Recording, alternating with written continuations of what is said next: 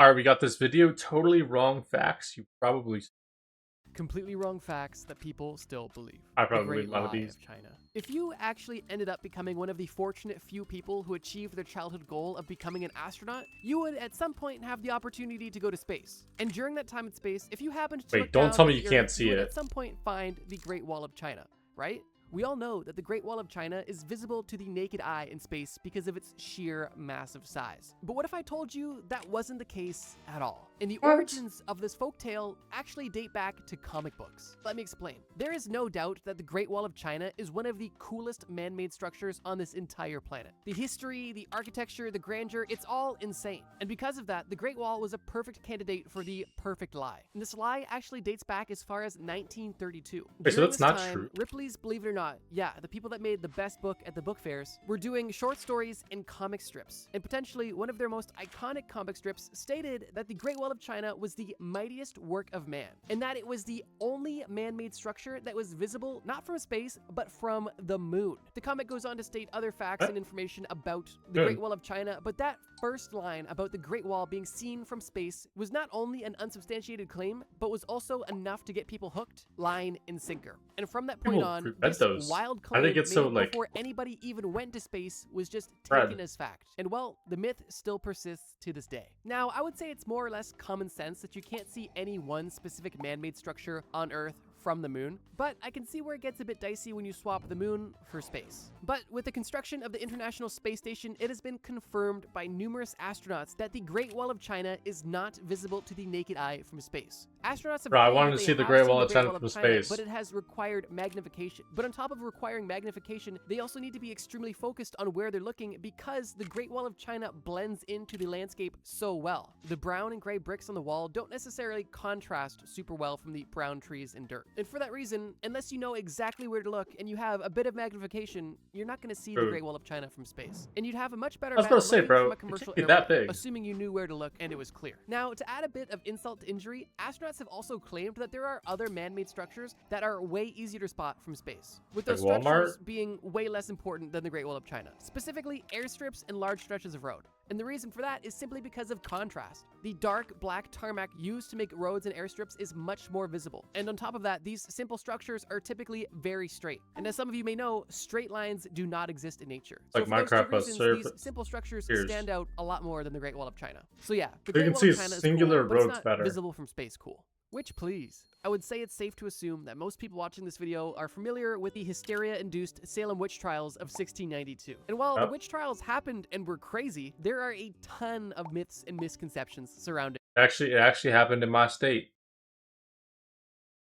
the Salem witch trials. Fact. So for that reason, I'm gonna kind of speed run a bunch of Salem witch trial myths, you know, because we are getting into the spooky season. Okay, for starters, it wasn't just women that were being accused of witchcraft. During this time, everybody was hysterical, and nobody was safe from a demonic or witchcraft allegation. And while it is a fact that mostly women were accused and prosecuted, a quarter of the people that were killed during the Salem That guy's got witch a trials crazy were haircut. actually men. This may or may not be surprising, but what probably is surprising is the fact that it wasn't only humans that were killed during the Salem witch trials.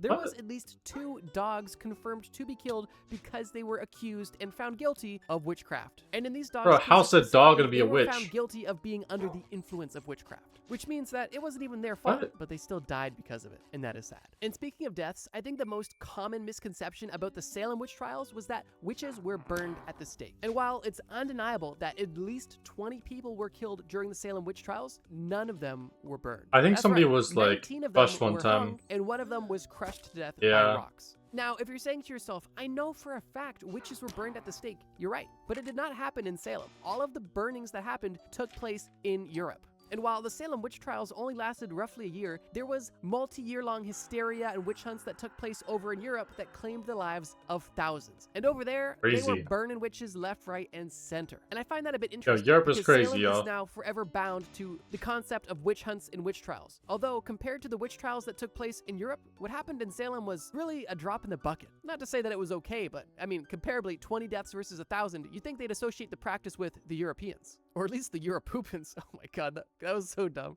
Razor sharp lies. When I was Europoopans. a young, naive, little bro, I was once told that if you shaved your face, the facial hair would grow back thicker, fuller, and darker. I think that's like because it like I don't know. I believe that because like if you do it more, it's just gonna create like more blood flow. Like Hearing this technically, as like a 13, 14-year-old bro, all I wanted to do was shave because I really wanted or to have no. some cool facial hair and seem older than I was, like every other kid does. I remember shaving and bleeding a lot, but never making any facial hair progress. And I actually ended up giving up on the practice before I ever learned the truth. And if you had a similar situation, well, welcome to the club, because a lot of people have not only heard this myth, but actively fall for it every single day. The origins of this myth, interestingly, are Wait, what? unknown, although clinical studies disproving this myth date back all the way into the 1920s, which just goes to show how That's prolific this myth is, because we have literally had clinical studies for almost 100 years proving that shaving does not affect your hair thickness, but people still believe it. And while it how actually bad has y'all. no physical effect, appearances are something we can discuss. And here's what I mean by that. When you shave, the razor cuts the hair on the surface of the skin, but it has no effect on the follicle deep below the skin. The hair that was on your face went from a long pointed tip to a short nub. And this little nub of hair can feel coarser as it begins to grow out. And if you couple this short-lived bluntness of the freshly shaved hair with the fact that the new hair that is growing hasn't yet been exposed to any chemicals or sunlight to lighten it, then you may feel like this new freshly shaved hair is coming back thicker and darker. But in reality, it's more or less of an optical illusion that typically only lasts a few Feeling days. loose The right now. ladies are gonna know what I'm talking about. You know, if you shave your legs and then a few days later your legs feel prickly, that's because of the blunted, coarse hair. You're not getting hairier or growing new hair, it's just the hair that was there needs some time to grow that fine tip again. And if there really was any truth to this myth, don't you think shaving your head would become the #1 remedy for baldness? I mean, to be fair, it kind of is the #1 remedy or solution, but not because it True. grows your hair back. It just prevents you from looking like Murr from Impractical Jokers. But yeah, while there are think Murr's genuine got a cool methods of do. regrowing hair and making your hair thicker, shaving is not one of them. And I'm glad it's not, because that would literally make the entire act counterproductive. The baby bird belief. Have you ever been out on a walk? When you see a vulnerable, injured baby bird on the sidewalk all by himself, this is a deeply heartbreaking sight. Very cute and all little you want bird. to do is help out this little baby bird. But right as you kneel down to pick up this bird and put them anywhere else, your friend tells you, hey, you can't touch this baby Wait, bird. If you touch are this they in baby Fortnite, bird, bro? its mom will pick up on your scent and abandon this bird completely. If you touch it, it's gonna die. The best thing you can do is leave it. So then you and your friend continue to walk on the sidewalk, only for that bird to get run over by a guy on a one-wheel. Oh, This is a myth that I definitely believed, actually up until recently, honestly, because I never thought about it too much, but I remember hearing this a lot when I was younger. Thinking about it now, it seems like a clever way for parents to make their kids not touch wild animals, but that's about as deep as it goes, because this claim is more or less of a folklore or a myth. When speaking about birds specifically, I don't think first I of ever all, birds don't like even ever have a told very that. strong sense of smell to begin with. So scientists claim that it's highly unlikely that a bird would even be able to tell the difference whether or not their child has been touched by a human or not. And regardless of their lack of smell, birds are dedicated parents and go to pretty extreme lengths to ensure the survival True, bro. of their They children. they even feed Even them if from that the means mouth. killing one of their children, which sounds What? counterproductive, but I mean, if you've got 4 kids, one of them sucks, and you want at least 3 of them to live, you gotta get rid of the bad one, at least in bird logic.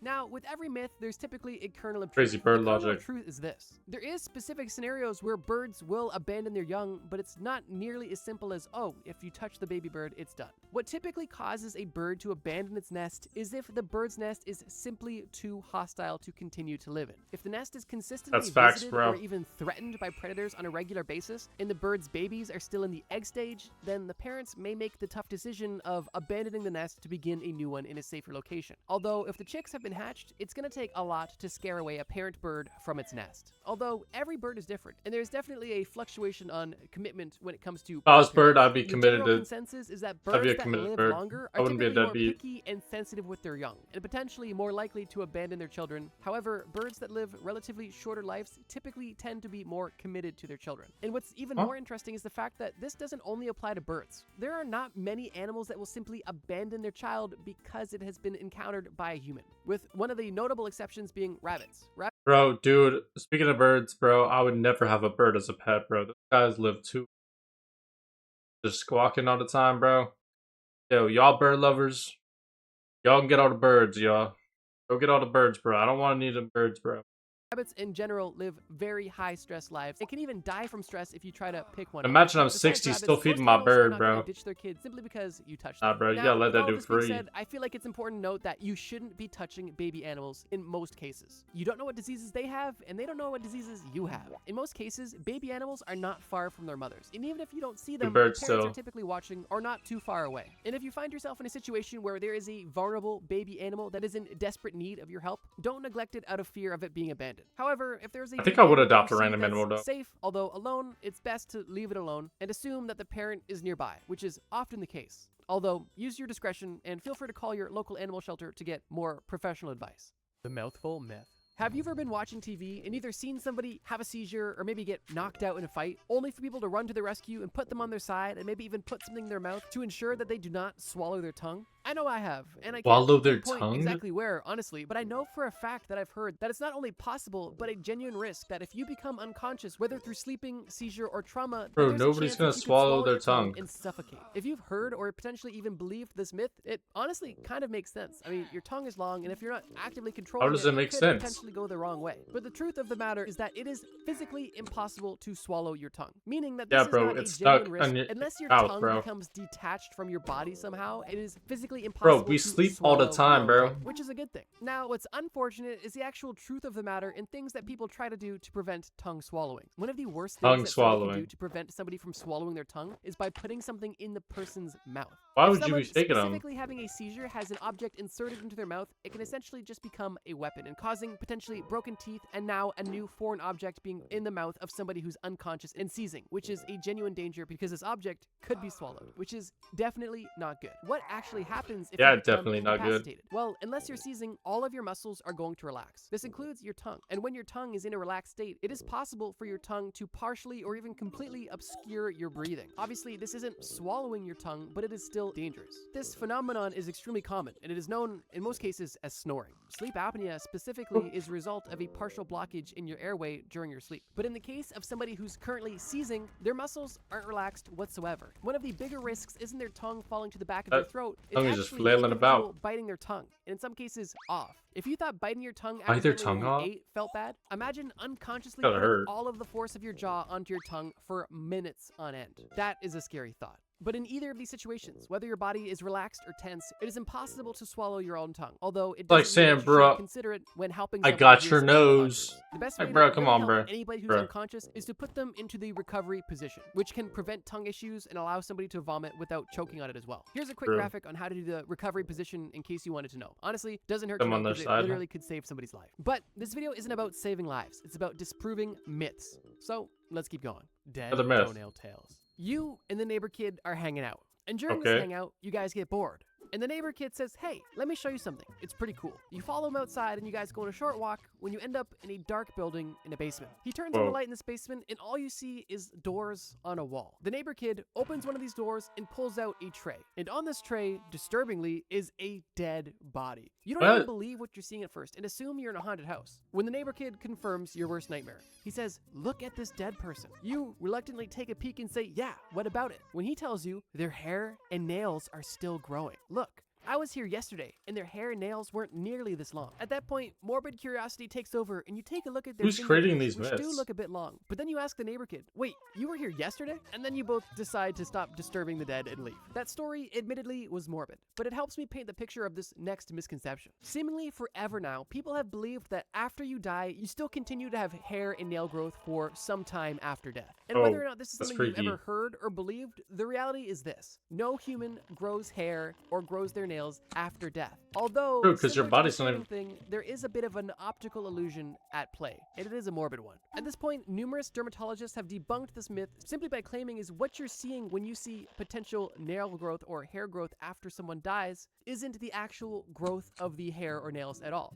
What it is a dehydration of the body causing a retraction of the skin, appearing the hair and nails to seem larger or longer. And while that may give you some clarity, After you it die, doesn't you probably answer turn into why like you're a hanging out little with a dead body. raisin. But seriously, to grow hair and nails, your body needs to be, 1, alive, and 2, able to regulate a complex hormonal system that allows the creation of hair and nails to even happen. And this is even a struggle for some people that are alive, let alone dead people. But leaving Will Smith's husband out of it, to further prove this point, we're going to now show you graphic images of dead people. 3, 2, Wait, what? I am just kidding, and I know some of Oh, you were okay. kind of looking forward to it, and you need to see it. What? Food fairy tales. Admittedly, transitioning from dead people to food isn't ideal, but here we are. And we've got a stinker. Weird I food would argue myths. that most people have at least heard or potentially even still believe that eating turkey specifically makes you sleepy. And they might even have evidence Bro, to who back created it up, that? which I'll quickly explain. People that believe that turkey makes you feel sleepy believe this because there is a chemical known as tryptophan within turkey. Interestingly, there is scientific evidence that shows that tryptophan is involved in sleep and mood control and can even cause drowsiness. And L-tryptophan has even been sold and marketed as a sleep aid.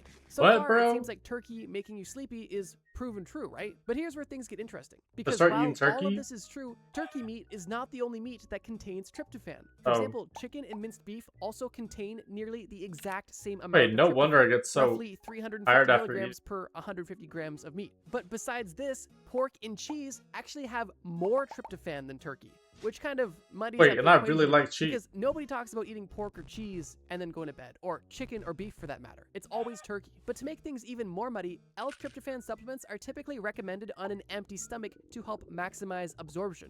And if you're eating turkey with, a Thanksgiving meal with stuffing, with bread, with other things, your absorption of that tryptophan is going to be lower than if you were just eating turkey by itself, further reducing its effectiveness. I don't want to get all technical on you, but here's the truth. A lot of people believe that eating turkey specifically makes you sleepy because it's full of tryptophan. And while on the surface that seems like it's plausible, in reality, the reason why people feel so tired after eating a huge turkey meal, typically on Christmas or Thanksgiving, is because exactly that. They are eating a huge meal, and it's the meal itself that is causing the drowsiness. Any large, solid meal can induce sleepiness. Dude, I eat so because much of for the Thanksgiving and increased blood Christmas. flow and oxygen to the digestive system. And why that is because if there is extra blood and oxygen in your digestive tract, you know where it's not? In your brain, which means that you're literally going to feel more lethargic and in most cases, sleepy. So yeah, turkey won't make you any more sleepier than chicken That's or crazy. beef would. And if you're sitting at Thanksgiving dinner wondering why your dad is asleep at the table, it's not because he had too much turkey. So if you it's eat a because lot, he you had just 14 beers in the garage before dinner.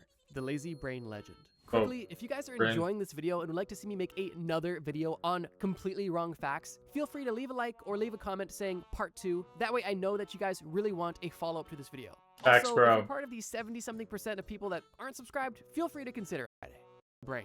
We all know that in 2025, there is an endless supply of self-help gurus telling you that you need to be better and selling you the solution to be better. But the reality is, this business practice is nowhere near new. And people were even doing this as early as 1907. What were people saying in 1907? Well, they were saying that you are only using roughly 10% of your brain. Oh, and 10% this slogan kind of got a lot of traction and allowed a lot of people to make a lot of money selling ways to tap into nobody ever untapped believed potential that. within your brain. And from these claims, Actually, I dating believe back that as for a early as little bit. 1907, people to this day still quote and believe that you only use roughly 10% of your brain. But is it really true? Well, according to evidence from studies of brain damage, False, brain bro. imaging, localization of function within the brain, and even All of our metabolic brain. studies of the brain, people use much more than just 10% of their brain. Bro, if I was using Now, 10% of specifically my focusing brain, on the bro, I brain would imaging studies, out of the countless Actually, I brain might imaging be. studies I that might have have to taken unlock the place, rest. none of them have ever shown an area of the brain to be fully silent or inactive. What they did find was that many functions of the brain are highly localized,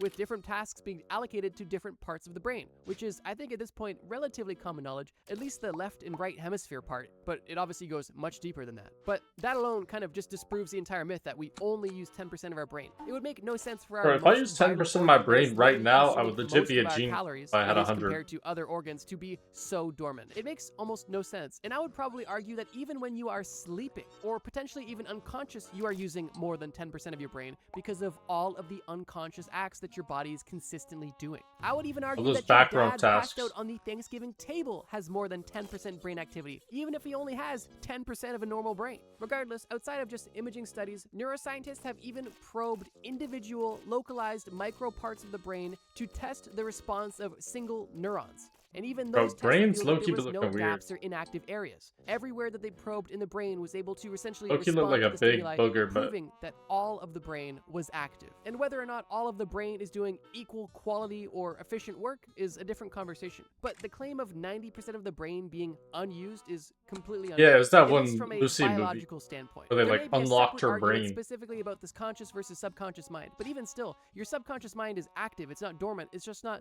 fully within your control. So yeah, good Good news, you use more than 10% of your brain. The bad news is even 100% of 0 IQ is still 0 IQ. But regardless of what your IQ score is, I have a video for you. The video you see on screen right now is actually a collab video I made with Chat History, where we played GeoGuessr. Trust me. That was a good video, bro. That was a good. I learned a lot. I think the one that I didn't know the most of was probably the one with the Great Wall of China, bro. I actually low key believe that, and it got me. All the other ones, bro, coming up with some nonsense, bro. I can't lie. If any of y'all believe those, wait, the Draven one, I low key like some stuff, on my brain stuff, something out there, bro. Yeah, good fun is to, bro. A lot of knowledge into my brain has been absorbed there, and it will time. I will spread it